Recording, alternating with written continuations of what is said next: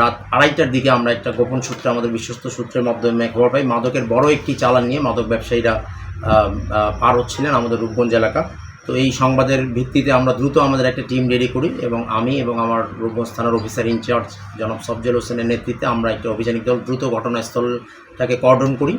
তো কর্ডন করার প্রেক্ষিতে মাদক ব্যবসায়ীরা আমাদের উপস্থিতি বুঝতে পেরে তারা উল্লেখযোগ্য সংখ্যক মাদক ফেলে ঘটনাস্থল থেকে পালিয়ে যায়। তো আমরা বিষয়টি আসলে দুঃখজনক। আমি শুরুতেই বলেছি, মাদকের সাথে যদি পুলিশই জড়িত হয়, আমরা তো মানে রক্ষক যদি ভক্ষকের ভূমিকা পালন করে তাহলে বিষয়টা অত্যন্ত দুঃখজনক। আর মাদকের ব্যাপারে জানেন যে আমাদের মাননীয় আইজিপি স্যার থেকে শুরু করে আমাদের মাননীয় পুলিশ সুপার স্যার, ইভেন আমরাও একেবারে জিরো টলারেন্স তো 3 জন কর্মকর্তার নামে আমাদের কাছে অভিযোগ এসেছিল, আপনারাও বলেছিলেন, স্থানীয় এলাকাবাসী বলেছিল। আমরা আমাদের মাননীয় পুলিশ সুপার মহোদয়কে বিষয়টা অবহিত করেছি এবং মাননীয় পুলিশ সুপার মহোদয় ইতিমধ্যে তাদের বিরুদ্ধে শাস্তিমূলক ব্যবস্থা হিসেবে আমাদের এই রূপগঞ্জ থানা থেকে তাদেরকে বদলি করে দিয়েছে।